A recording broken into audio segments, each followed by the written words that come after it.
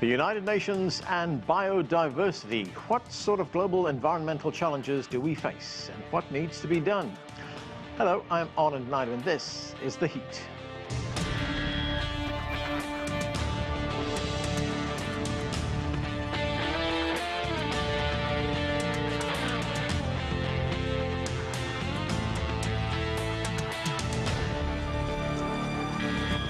The United Nations has just marked the International Day for Biological Diversity.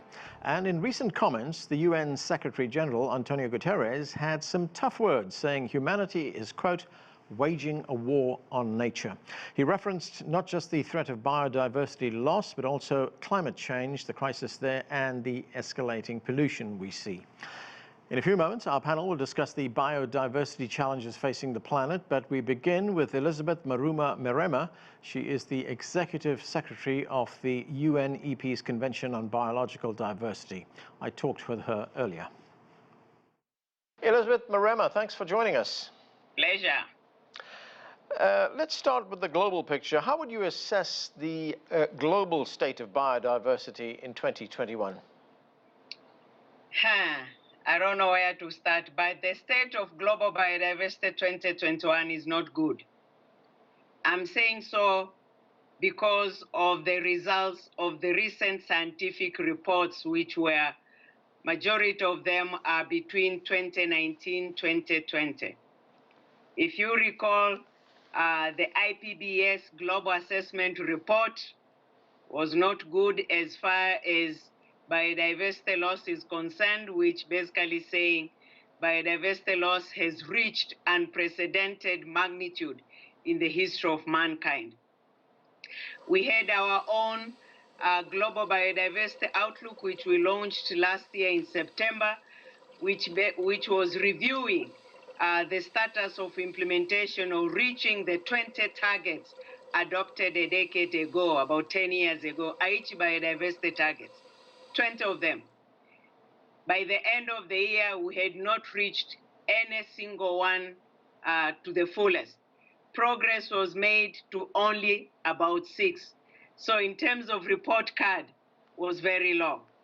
Right, so what are some of the things the UN Environment Programme can do, especially at a time when we seem to be depleting resources faster than we are replenishing them? As far as the UN environment, UN general is concerned, it is important to understand that for us to reverse and halt biodiversity loss is not the matter of one UN entity or just the UN, but it's the matter for everybody. So be it governments, be it private sector, the NGOs, the youth, indigenous peoples, local communities, business, finance, everybody has to take action if we have to make a difference. Because each one of us in all sectors, we have played our role in depleting the resources or the enhancing biodiversity loss, as statistics show. So the will is there, but how difficult is it to translate those principles into action? You see, many times, indeed, the will is there, and we've seen it, particularly in the past months, from the high-level government officials. Last year, we had the UN Biodiversity Summit, where over 150 heads of state and government participated, about 72 of them making those political commitments, very strong statements. But of course, statements is one. Action on the ground is another. We need to see action on the ground to really make a difference on all the matters we are talking about. So we are not short of promises, but we have to see also those promises translated into actions. Fortunately, during this period, particularly of the COVID, we have seen the willingness of the world leaders to directly talk about biodiversity loss head-on and commitments in a way we have never seen before. So to us is a huge step towards really ensuring sustainable future for all. And maybe the cause behind the current situation of the pandemic has really put biodiversity issues on the spot, that it is something which affects everybody. And if we don't take action, future pandemics will still be with us. You know, there is a phrase we sometimes hear, and that phrase says, when biodiversity has a problem, humanity has a problem. Now, we hear a lot about climate change, but not so much on biodiversity. But put it in context for us, and what you were saying just a moment ago is very important. I mean, how important is biodiversity in terms of things like food security or people's livelihoods? Without biodiversity, there's no life. Biodiversity is the foundation of life, of livelihood of the people. And biodiversity underpins the entire foundation of the ecosystem's function and services essential for productivity and sustainability, particularly in our food systems. Because when you talk of food, you are talking of land or sea, you are talking of agriculture, we are talking of habitats. And if all these sectors are polluted, then obviously we cannot talk of food security or sustainable food production. And when we talk again of productivity, which for ecosystem functions includes pollination, pest control, soil fertility is important. Also, when we look at diversity of gens, species, and ecosystems, all of which actually make the food production systems and livelihood, particularly being resilient from shocks and stresses, then of course, if they are not there, then the food security then is affected. And you see, we depend on biodiversity, not just for the food we eat. We depend on biodiversity for the water we drink, for the air we breathe, for the homes we live on. So you can see, if no biodiversity, no food, no water, no air. Okay, now China will host the conference of the parties of the Convention on Biodiversity, known as COP15. That will take place in October. Yes. Now, we understand that the United Nations wants to secure an agreement that would protect and conserve 30% of the Earth's land and water by 2030, so-called 30-30 agreement.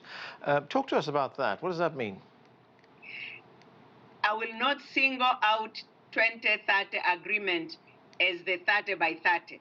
That is part of the entire post-2020 global biodiversity framework, which is currently being negotiated. Among the elements or the targets being proposed is the 30 by 30. Currently, we had protected areas of 17% terrestrial and 10% marine. Fortunately, as of last month, we have reached 17%. We still need about 2% to reach the 10% of the marine environment. So, of course, we know governments are pushing for expanding that, which will be good in the sense that it increases the areas for protection. But for that to be effective, you see, expanding the land area or expanding the sea area is one, but to have the actions which ensure effective implementation and management of those areas is something else. And that management will need to ensure and protect particularly the rights of indigenous peoples and local communities, many of whom live in these areas, many of whom their livelihood depend on those areas. So there need to be also safeguards to protect the rights of these local communities in those areas, accompanied with other measures to really ensure effective management areas of those expanded areas, if that will be finally agreed. It's still being negotiated. It has not yet been agreed, but we hope that the post-2020 Global Biodiversity Framework will not just be universal in terms of implementation, but will be robust and ambitious to really halt and reverse biodiversity loss, land degradation, climate change, health risks, and the like. Now, every year, 10 million hectares of forest are being lost. Some oceans, we hear, are being choked with plastic waste. What concerns you most when it comes to biodiversity problems? I mean, is it a particular area or region, or the loss of a species, or the fact that you mentioned, or the issue you mentioned earlier, the difficulties of implementing ideas into action? You see oceans being choked with plastics, thousands of hectares of land or forest being lost. These have ceased to be local, national problems. These are now global problems. So let's look at biodiversity pollution, environmental pollution in the bigger picture and not just environment. In terms of solution, we are clearly now it has been demonstrated that you cannot deal with pollution problems or environmental challenges only by the ministries of environment or departments of environment. But we need a whole of society, a whole of government, mainstreaming these issues into all sectors at national level, because each sector has a role to play.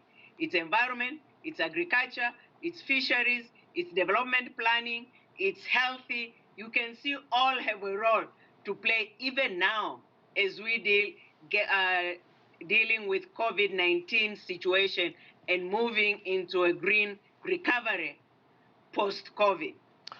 Elizabeth Marema, thanks for joining us. Thank you. Time now to bring in our panel. Joining me from Virginia is Changhua Wu. She is the CEO of the Beijing Future Innovation Center. With us too from Washington, D.C. is Sweta Chakraborty. She is a risk and behavioral scientist and is president of U.S. operations We Don't Have Time.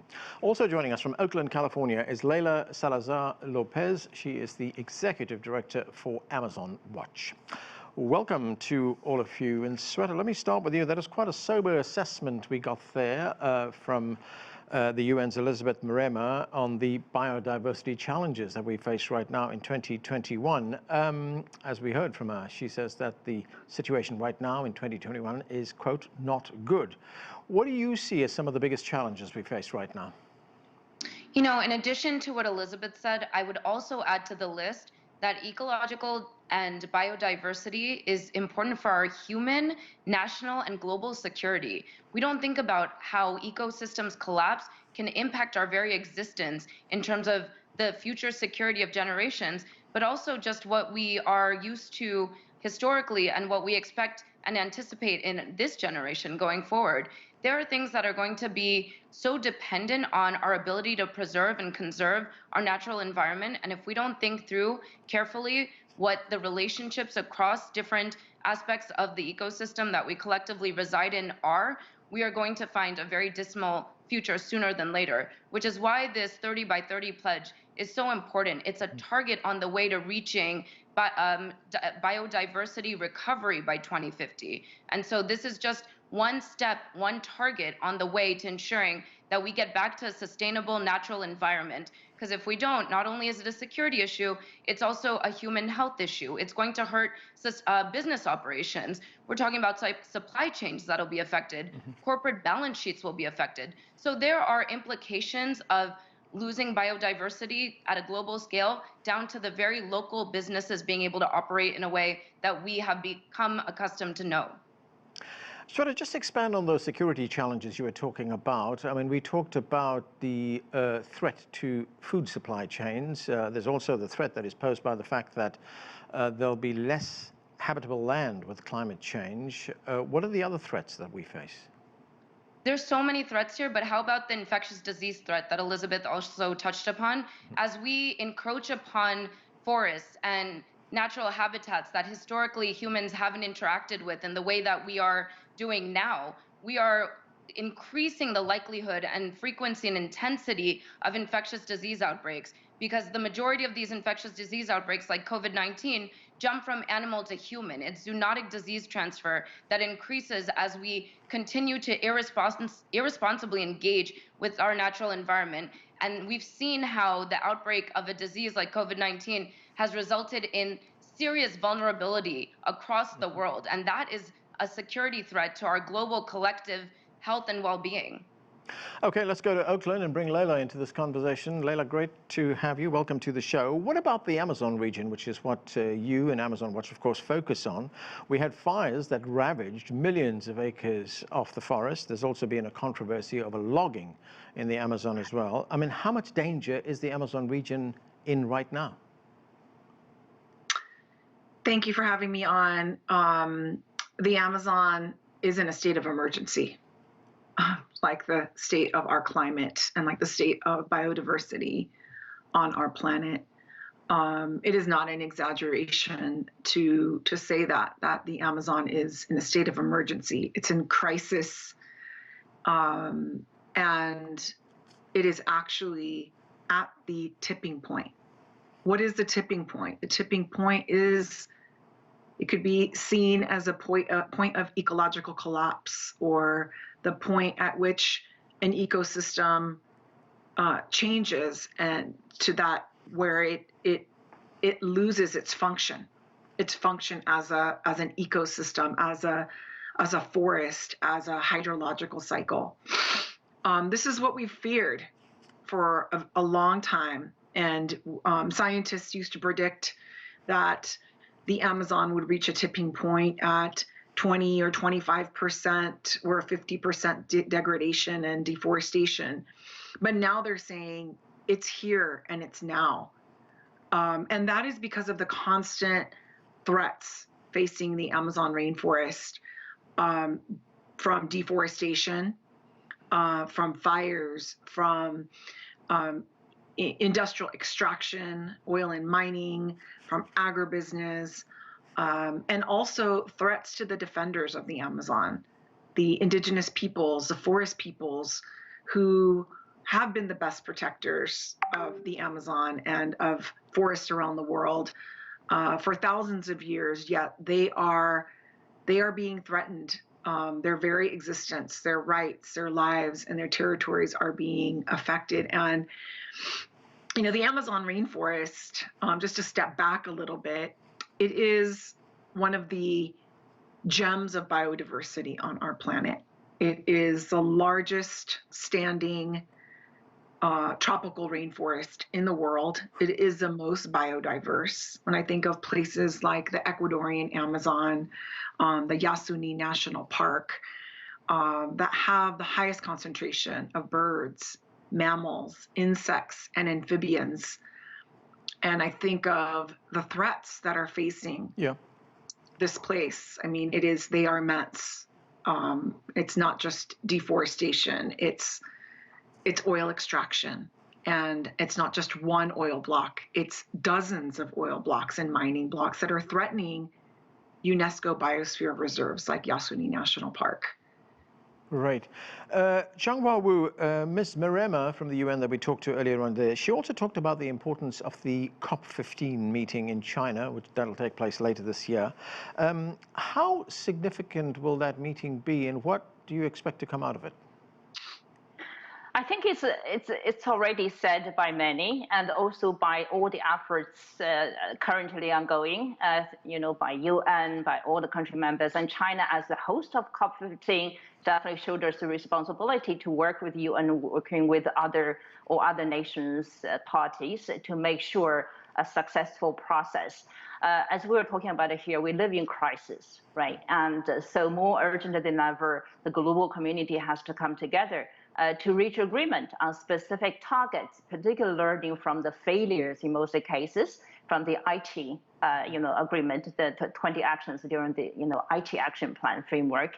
And so we know more. We on one side, we definitely sense the urgency, but on the other side, actually, I think we learned tremendously through the efforts in the last decade in particular, so that a successful COP15 Kunming process becomes critical, because that's the only legitimate international multilateral platform, governance platform, to make sure global community really coming together to work with each other to address this complex issues there. As we were talking about here, it's not just species, one or two. It's not just deforestation in here and there, but rather the whole planetary boundary is literally limiting, constraining human development already. Humankind is one member of this biodiversity. We are species.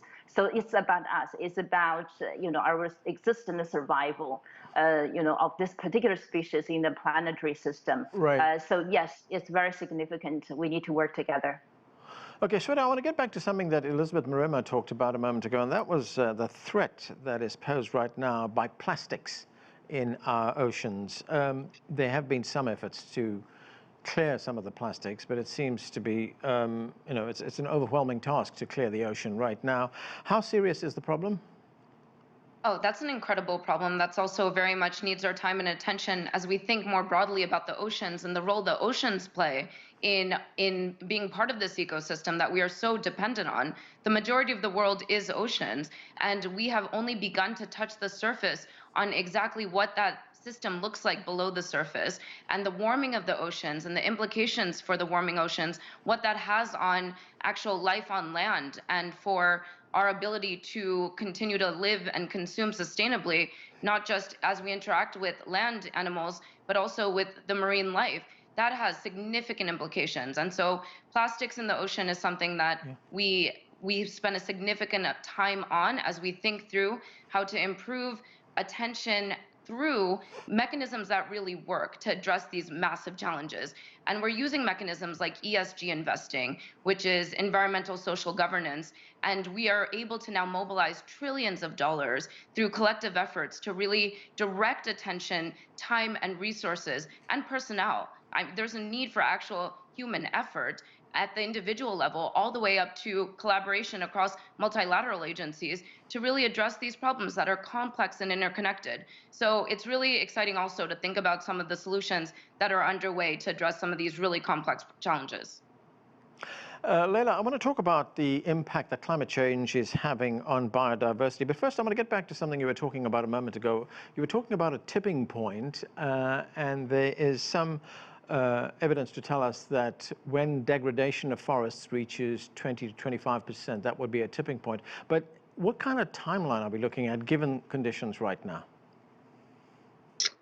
So the tipping point essentially means that in the Amazon, it means that the hydrological cycle will be disrupted to a point where it will trigger a massive forest dieback. And so much of the rainforest will then turn into a savanna and lose immeasurable amounts of biodiversity. So that's obviously a very disturbing. And are we very far away from that, or could that happen pretty soon? So there are parts, according to Carlos Nobre and Thomas Lovejoy, climate scientists who have been studying the tipping point for decades. Right. They say that the parts of the southern Amazon in Brazil are already converting into savanna, and that we basically are in a period right now over the next 4 to 5 years to turn things around. What does that mean, to turn things around? It means that anything that is causing further deforestation and degradation must stop. I mean, we really are on a full-out call for zero deforestation, and we really need to go beyond a 30% protection for the Amazon. All right, and very briefly, what kind of impact? I mean, we're already seeing the effects of climate change, things like major flooding, drought, ice caps melting, etc. But what kind of impact is climate change going to have on biodiversity? Is that directed to me? Yes. Yeah, go ahead. I mean, that's, there are millions of species. We are in the sixth extinction now. As we see dieback, as we see hydrological cycles changing, as we see drought and fires exacerbated by climate change, we will see we will see the extinction of many species, many that we don't even know. Right.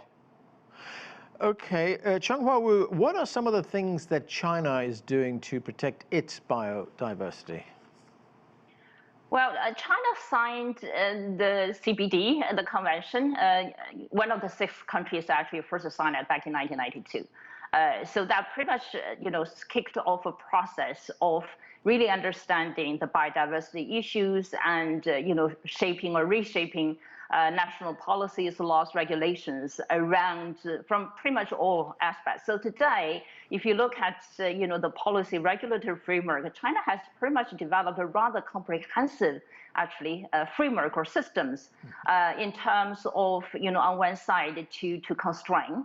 Right, and to limit the footprints or to reduce the footprints on biodiversity. On the other side, actually trying to restore ecological remediation has become a major part of the efforts. The most recent case actually is the Yangtze River, watershed protection law, which became effective just a couple of months ago. And literally, the government decided to ban any fishing for 10 years. So there's zero fishing, and along the longest river in China, in order to restore nature. So I think on one side we need to figure out to halt the loss of nature as much as possible, as quickly as possible. Yeah. In the meantime, I think restoring nature is also recognized as so significant for this decade. Okay, Shweta, I've only got about a minute left, but in talking about translating plans into action, do we need to see much more global cooperation this year? Yeah, we absolutely do. There's much left to be done, but we are making strides in the right direction. We're seeing here in the United States, representatives take up the cause, like Representative Nagus, who is speaking about a strategic national biodiversity strategy for the United States. And we see the SEC, the Security Exchange Commission, also bringing to the forefront risks associated with biodiversity loss. We saw a UK review, the Dasgupta review, that came forward and said how the loss of natural capital can really affect business bottom lines and all the way up to financial institutions like the International Monetary Fund. So these multilateral organizations are being affected by biodiversity loss. In addition to obviously the UN talking about it, there's additional global collaboration that's required at multilateral levels for sure. Okay, and we have to leave it there. Thanks to all of you. That was a great discussion. And that is it for this edition of The Heat. Thanks for watching.